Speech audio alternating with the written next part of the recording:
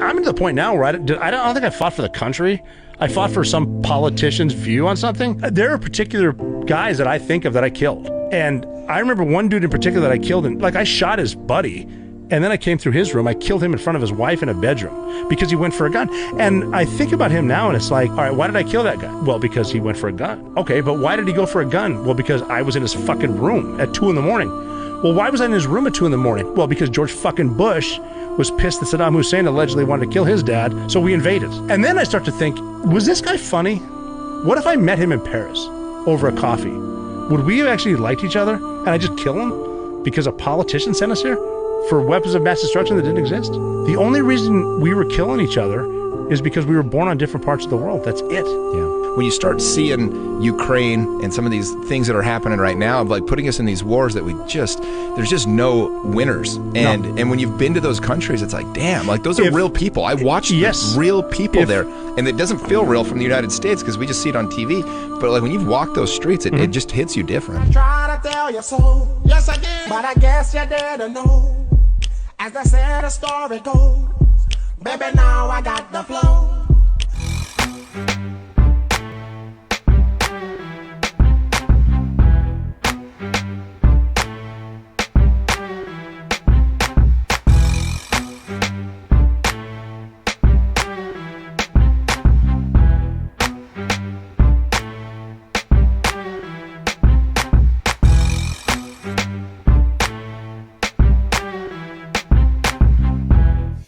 What's happening, fam? L.A.R. movement still moving.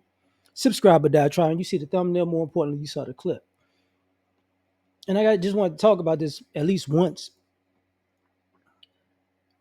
Do you know why you were fighting? Do you know the purpose of your war? And it's not just the soldiers like those cats who come back and have this realization like, I did all this for nothing. And then sometimes those guys are with guys who basically serial killers who don't care why they're killing people, right? They just, yes, I get to do it and I get off scot-free. It's that. But, and this is all around America and patriotism and policing and stereotypes. People are fighting these wars and battles, but they really don't have a really legitimate reason. And what I mean is, like he said, like, why am I over there? Because the president told me to go over there. Why are we over there? Because the president said go over there. But the real reason that we look at years later is the guy that we trying to get wanted to kill his father. So now instead of him, he sent, thousands, tens of thousands of people to do something that he couldn't do. And they died and they killed people. And then it's like, you mean to tell me, I got to think about over the years now, I can justify myself as a hero because I went into somebody else's country, ran into their house and killed them because some dude said so. And I need to get a medal for that. I need a pat on the back, right? And then you got veterans like that come back home and they're like, that wasn't what I signed for. I signed up to protect the country, not to basically be an attack dog for somebody in their ego, right? And then, and that winds up tearing up people's soul because, some people, once they're in the war, they're in war. It's like, look, bro, I'm just trying to survive. I get it. And like I said, this goes into society because what winds up happening is the same approach people have abroad is the same approach people have in the States when they're, these people are the enemy. So now everything I do is justified when I do it to this enemy. And then years later, I become an alcoholic or drunk or I become sick or I become, a hermit because now I can't live with myself because, after I got away with it and I lived my life and now I get to walk around and really don't have a reason why I did what I did. And it's like, what the fuck? Because now people got to reconcile what kind of person they are. And like I said, some people are serial killers, so they don't care. That's even in the States, right? But most people are not like that. So now you got to go, why did I do that? Why would I doing that? And the reason why I have this conversation, like, what war are you really fighting, is because usually people fight these wars. They don't really fight wars, they create them. And I say it that way. Because when you go somewhere and you destroy somebody's stuff, you created an enemy. They didn't come to you and destroy your stuff. You went to them and destroyed their stuff. When you go and you interact with people and you belittle them, humiliate them, disrespect them, you didn't just get an ally, you got an enemy, right? And people look at this sideways because they're like, what are we talking about here? Like, we'll never be cool. And it's like, I'm doing this for your best interest, or I'm doing this for the country's best interest. I'm doing this for right and wrong. And it's like, no, you're not. I'm doing this because good and evil, because too many people see themselves as good that do evil deeds and think that don't count. Um,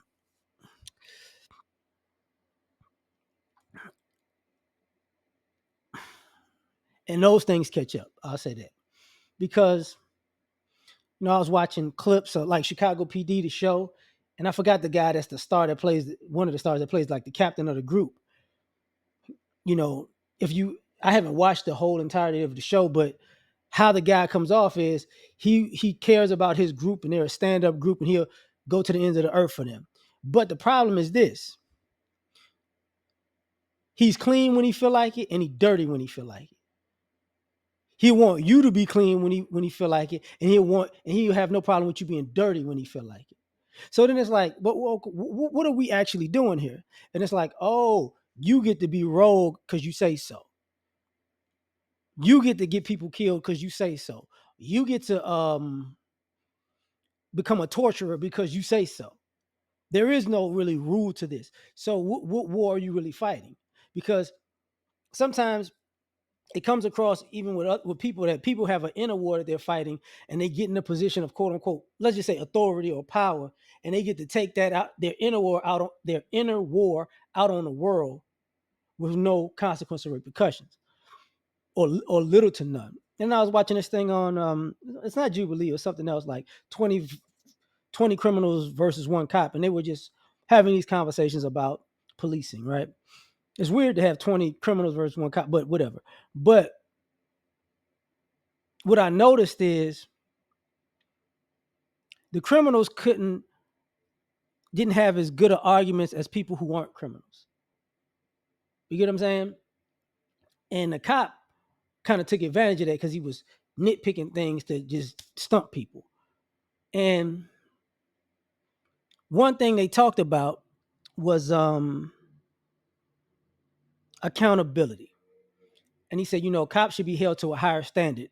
And then the people were talking to him like, hey, but they're not. And he said, but if cops do this, they go to jail. And with the one thing that I saw the people didn't do in that, they was like, yeah, if a cop does this, that cop goes to jail. But cops should be held to a higher standard. But that cop's sentence is going to be a whole lot shorter than a person who actually committed that crime who didn't wear a badge. So if you kill a person, you might get 25 to life. If a cop kills a person, if they go to jail, they probably get their sentence will be 20 years initially, then they get out in 2 because they appeal it. So it's not the same thing. If this person assaults somebody, they might get 5 years. If the cop assaults somebody, they get fired, they might get probation. That's not a higher standard. And the reason why this digs into this topic about, which war are you fighting, is because now you guys have to actually have a question when, who did you decide that the enemy was? And do they know that you made them an enemy? And normally it's a no. Because you see people taking their positions, whether it be teachers do it. Well, in my lifetime, I've seen teachers do it. Doctors and nurses do it. Police officers do it. Oh shoot!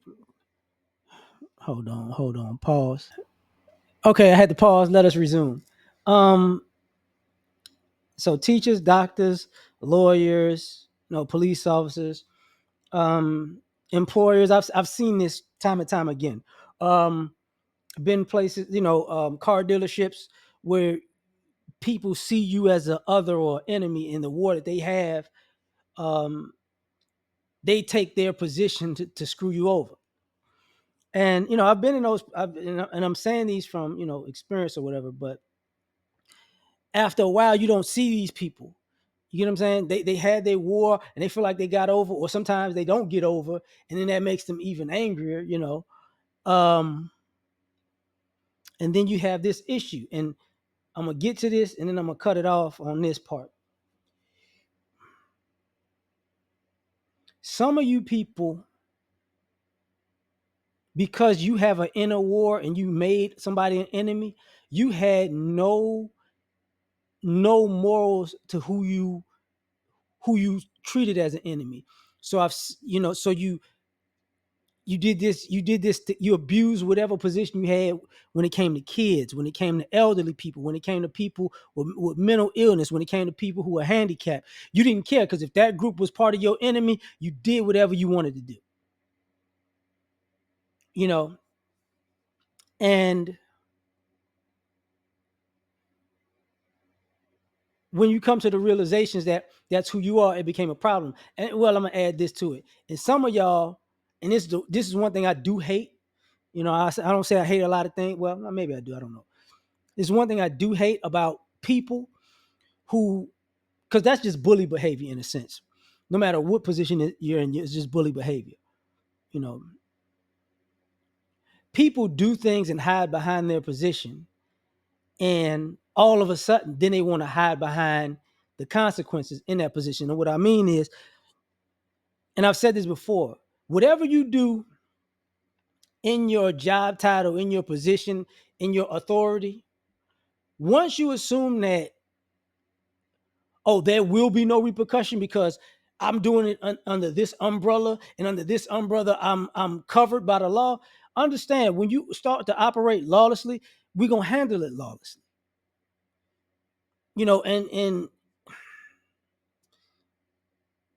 it's weird because I've seen the switch in people where they go, oh, wait, you mean you're not going to just let me treat you as an enemy for my own made up reason and screw you over? You mean, and it's like, yeah, I'm going to get at you. I'm going to get at you. I'm definitely going to get at you because I didn't come here for this. I didn't come to school for this. I didn't come to this place of business for this. I didn't come in this courtroom for this. I didn't come in his doctor's office for this. I didn't come to this car dealership for this. I'm sorry. Oh, I'm sorry. You thought, I didn't come at this college for this. Like, you thought I wouldn't yank you up. Oh, okay. You got life mistaken. It's like, but I'm this and you're that. And it's like, yeah, you made it a war. So if it's a war, understand it's going to be a war, which means, like the guy was talking about, like, he killed the guy because the guy reached for his gun. And he's like, what? Why do you reach? Because it's 2 a.m. and you broke in his house.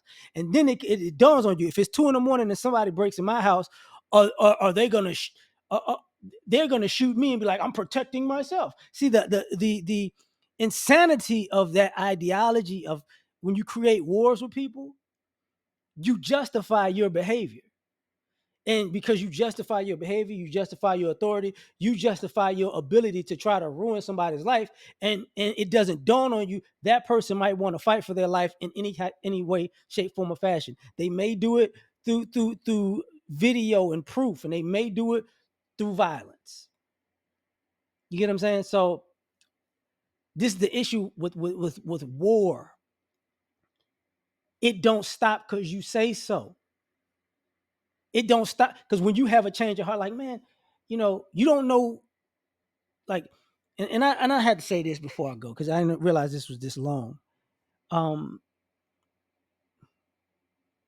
There've been people in my life that did things to people in my life, and the people told me, and I went to see them people. I'm like, hey, you don't know me, do you? They're like, no, but I know you. How do you know me? Because you did X, Y, and Z to such and such and such and such to me. And it's like, wait, hold up. No, don't wait, hold up. No, don't wait, hold up. This is how this gonna go. If I see you again, if I hear of you doing whatever you did again, don't worry about it. Or I had to just run up on them, hey, bang, bang, bang, you know what it is. What the, because people give that, oh my God, what's going on? It's like, yeah, you know what's going on.